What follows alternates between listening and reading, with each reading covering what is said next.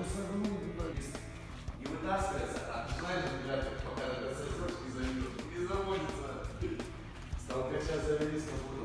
Короче, ехал я к тебе на самом деле. Это АК. Приезжаю сюда. Отжиматься надо. Ты видел, как под капотом что вот так? Нет. А автомат, ты видел коробку автомат? Не. Посмотри, вот коробка автомат, братан. Да, сниму. Автомат.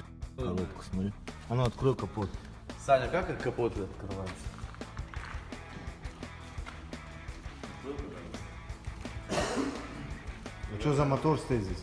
1.8. Honda. Аккорд. Honda Accord. Валя, ну чего, ты так не хотел.